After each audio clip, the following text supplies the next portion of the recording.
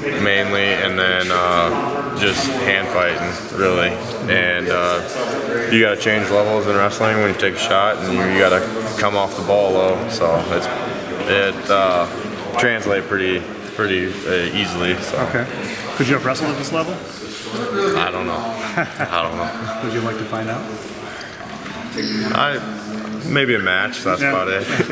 Just to see. Yeah. Now you got some young defensive ends on either side of you guys now. I mean, how has that changed the way you have to approach your position? I mean, I play with Hesse most of the year, and so like as of chemistry with us, I think right now our chemistry is really good on that side with pass rush games and just the run concept and stuff like that. And I know Matt Nelson, he got a lot of reps last year too, so I really honestly don't think it's changed much, but we just got to keep on working to fine-tune everything and try getting better each day. So. What's the best thing about Jill Johnson to play next to him? He's explosive. He takes up too, so it frees up some other guys. So. Thank you. Yep. What's the benefit of Jaleel is that you don't have to take on two guys? I took on two quite a bit, but it helps when there's two guys taking on two, because then that means there's other guys free. So. How beneficial is it to have faith too? You got a fifth-year senior that can. That's really good, and he's came along like I was telling the other guys before. At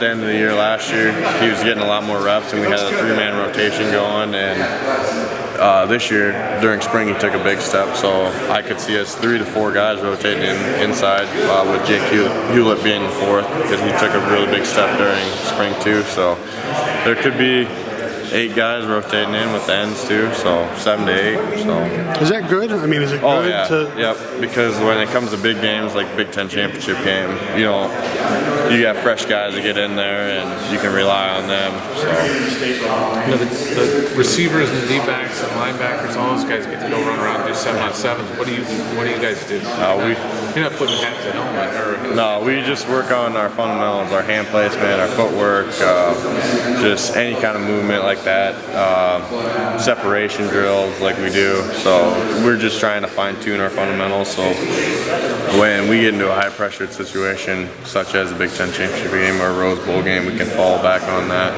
So it doesn't sound quite as fun as doing 7-on-7. No, but it's what we have to do. So how much more prepared do you feel going into the season, having that season of starting under your belt? I feel a lot more prepared, just because the film study is what I had trouble with, and just finding time during the week and like scheduling out, hey, I'm gonna watch this amount of film so far, like on Monday, say, or on Thursday, our day off right before the game, like watch these plays, so we got them down and stuff like that. And right now I'm not in summer school, so I'm going back and watching every game and just trying to prepare what I'm doing wrong then to now. So do you take notes when you're watching? Yep. Do you have like a journal, a logbook? Yep. We all the defensive linemen have a notebook, and that's what they write their notes on, and it gets pretty long, but you got to go back, and then the biggest thing is you got to write down notes, but they don't go back and read through it, because once you read through it, you learn more about it. You remember it better. So do you go over it with Coach Morgan, or do you just kind of as a group? Or by yourself, like right before the next day, just kind of right before the next practice, just reading through it, just picking out 2 or 3 things that you need to work on. That's what I do. So. Is some of that looking ahead to this year too? You're watching maybe film from a guy you might see, and hey, he did this to me a lot. And kind of exactly. Yep. How good, we've seen a lot of things written about how good this defense could be. You guys have a lot of experience. Yeah.